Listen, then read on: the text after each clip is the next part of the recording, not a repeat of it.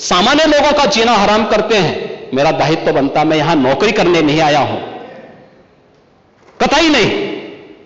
मैं यहां पे इस बात के लिए आया हूं कि अगर वो करेगा तो भुगतेगा भी फिर, और इसीलिए मैं यहां पे आया हूं। ये अपराधी हैं। पहला अपराधी है पवन यादव,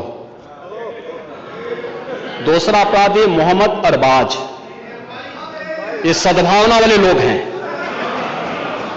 यानी सद्भावना, अब इनके लिए सद्भावना ट्रेन चलाएंगे,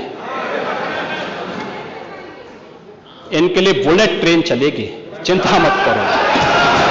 और उस बुलेट ट्रेन, आपको बुलडोजर से डर लगता है, लेकिन यह निर्दोष के लिए नहीं है, उन्हीं अपराधियों के लिए है जो प्रदेश के नौजवानों के भविष्य के साथ खिलवाड़ करते हैं, जो प्रदेश के व्यापारी और बेटी की सुरक्षा में सेंध लगाने का काम करते हैं, जो प्रदेश के अंदर अराजकता पैदा करके सामान्य लोगों का जीना हराम करते हैं।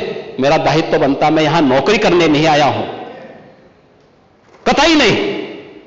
मैं यहां पे इस बात के लिए आया हूं कि अगर वो करेगा तो भुगतेगा भी फिर, और इसीलिए मैं यहां पे आया हूं कि हम लोग उससे लड़ेंगे। ये लड़ाई हमारी सामान्य लड़ाई नहीं है, ये प्रतिष्ठा की लड़ाई भी नहीं है। मुझे प्रतिष्ठा प्राप्त करनी होती तो मुझसे से ज्यादा प्रतिष्ठा अपने मठ में मिल जाती है, कोई आवश्यकता नहीं मेरे लिए।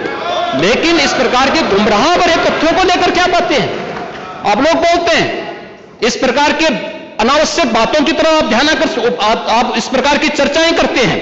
लेकिन मैं कहना चाहूंगा, और अंत में मैं केवल एक ही बात कहना चाहूंगा, एक काट की हंडिया बार बार नहीं चढ़ने वाली है, तो उसका समय पूरा हो गया है, पूरा हो गया है, अब नहीं चलने वाला है।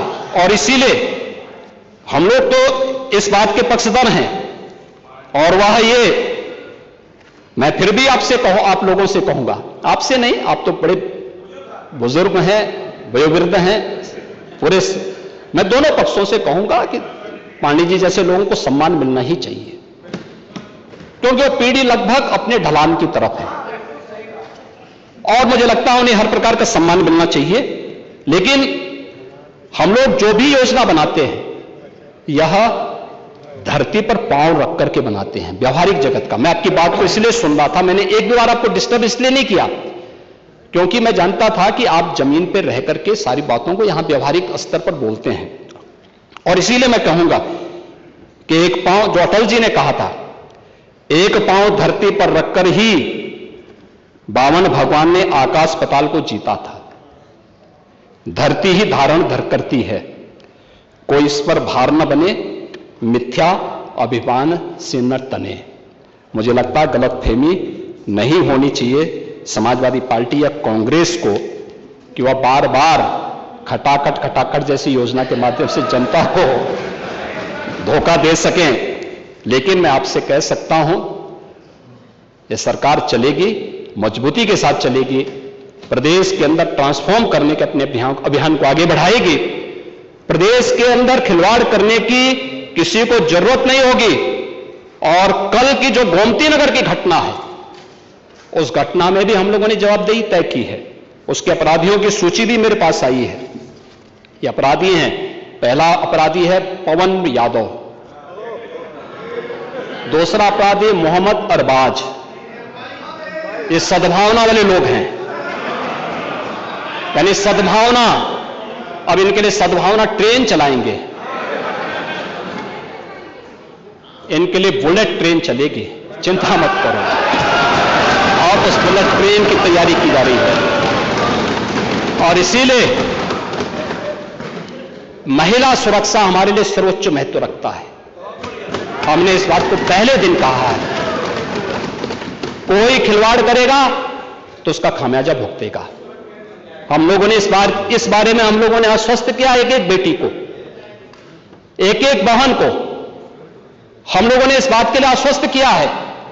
और मैं फिर इस बात को कह सकता हूं, इस घटना को हमने गंभीरता से लिया है, और गंभीरता से लेने का परिणाम है पूरी चौकी को सस्पेंड किया है, इंस्पेक्टर को सस्पेंड किया है, डिप्टी एसपी, एडिशनल एसपी और डीसीपी, इन सबको वहां से चेंज करके इनके खिलाफ भी कार्रवाई हमने प्रारंभ की है।